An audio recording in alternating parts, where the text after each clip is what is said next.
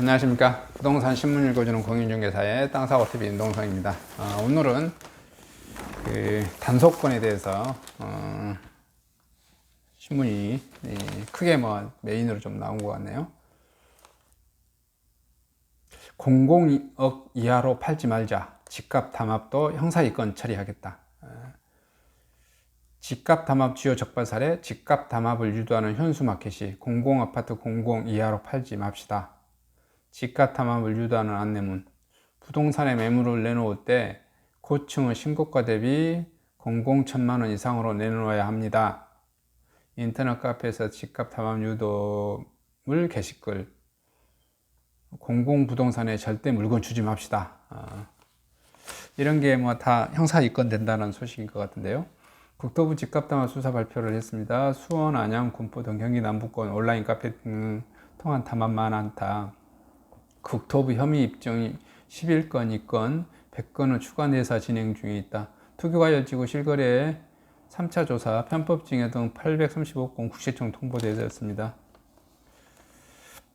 2달 전 직접 수사가 가능한 부동산 시장 불법 행위 등 대행반 출범시킨 국토교통부가 집값 담합 범죄 혐의에 확인된 11건을 적발해 형사 입건했습니다. 국토부는 지금까지 집중해온 집값 담합 사건을 포함하였으므로 부정청약, 온라인 허위 매물 등 불법 행위에 대한 수사 범위를 확대해 부동산 시장 교란 실상에는 엄단할 방침입니다. 다만 일각에서는 일반 시민들의 거래 과정에서 정부가 현미경 잣대를 들이대고 형사처벌까지 나선 것은 과하다는 목소리가 나오고 있습니다. 국토부는 지난 2월 20일 부동산 시장 불법행위 대응반 출범 이후 2달 동안 진행된 집값 담합 관련 수사 중간 결과 21일 발표했는데요. 대응반은 한국감정원 부동산 거래 질서 교란 행위 신고센터에 접수된 집값 담합 의심 사례 총 364건 가운데 우선 수사가 필요하다고 판단하고 166건에 대해 내사를 착수했습니다. 이 가운데 신고자 진술 확보, 현장 확인, 압수, 증거 분석 등 통해 범죄 혐의가 확인된 11건을 적발해 형사 입건했고요. 형사 입건은 수사기관의 범죄 사건을 인지해 수사를 개시하는 것으로 형사 입건돼 수사 대상 되며 형사소송법상 피의자가 됩니다. 대행반은 형사 입건 11건 가운데 1건은 이미 검찰에게 기소의견을 송치했고요. 8건은 압수수색 영장을 발부받아 2건은 압수수색 발부 절차가 진행되어 있습니다. 국토부 관계자는 55건은 혐의가 없어 내사를 전경했고 나머지 100건은 내사를 진행 중이라고 말했습니다.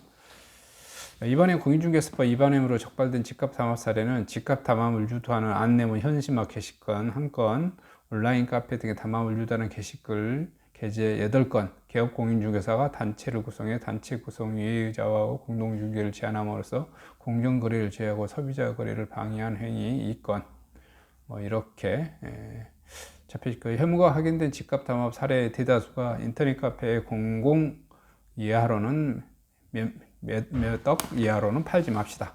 저가 매물을 등록하는 공공부동산에서 물건을 내놓지 맙시다. 적발 사례 가운데 오프라인 현수막 한 건은 서울이었고 나머지 오프라인 집값 담합 행위는 수원, 안양, 군포, 경기 남부권에 집중되어 있습니다. 온오프라인을 통한 집값 담합 행위에 지난 2월 20일 집값 담합 금지 규정을 담은 개정 공인중개사법 시행 이후 걸린 현수막에 나온 온라인 게시글을 적용됩니다. 김영환 국토부 부동산 시장 불법행위 대응반장은 다만 2월 20일 이전 걸린 현수막이나 온라인 게시글이라 하더라도 개정법 시행 이후 현수막을 내리거나 게시글을 삭제하지 않아 영향을 미칠 경우 수사 등이 될 수 있다. 이렇게 보고 있습니다. 그리고 4억 로또 희망임대주택 평균 경쟁률이 174대 1이었다고 하네요.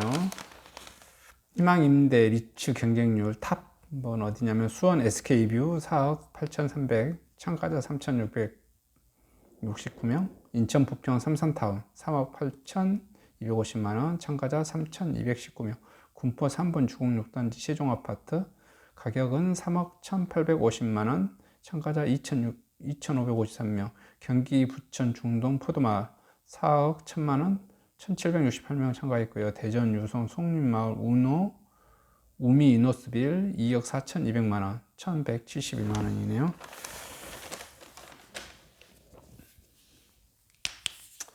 수원 스카이뷰 3,869명 몰렸고요. 부천, 군포, 수원 등 수도권 단지 시세보다 싸 수요자 인기 희망임대주택에 146건 매각을 입찰해 총 25,404명이 참여해 평균 경쟁률이 174대 1을 기록했어요. 보통 이제 한국자산관리공사 캠코가 뭐 이거 진행하는 거고요. 그 다음에 규제 강화 전 마지막 청약 호반 서밋 목동 인기 특별 공급 경쟁률 올해 최고 중도금 대출 가능한 9억 미만 재당첨 제한과 1순위 고지 요건 강화가 적용되긴 전 서울의 마지막 분양인 호반 서밋 목동에 대한 관심이 뜨겁습니다. 지난 20일 진행된 특별 공급 청약이 올해 서울 최고 경쟁률 62대 8 62.8대 1을 기록했어요. 한국경정원 청약 홈페이지에 따르면 서울 금천구 산정동 호반 서밋 목동 특별 공급 청약 100가구 모집에 6,281명 모집했네요. 재개발 임대 비율 높아지나 한남 성수 비상 서울시 8월 이전 결론 낼 거 서울 41개 구역 평균 17% 상향된 인허가 다시 받아야 사업성 떨어져서 지연 불가피 서울시 공급 부족 우려 고민.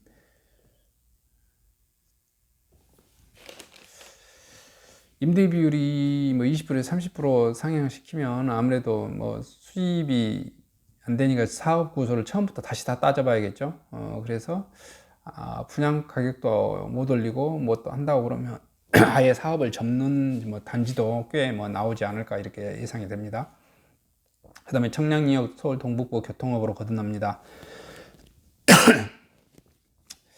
GTX 환승 거점이 봐보니까 서울역, 청량리역, 삼성역 이렇게 되어지네요.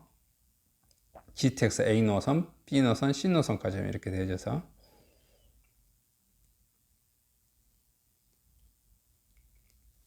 그리고 부동산 중개업소 개업 시들 지난달 22년 만에 쳐져 지난달 문을 연 전국 부동산 중개업소 수가 3월 기준으로 20년 가장 적었던 것으로 나타났습니다. 공인중개사 지난달 전국 공인중개사 신규 개업자는 1,516명, 폐업자는 1,270명을 각각 집계됐고요.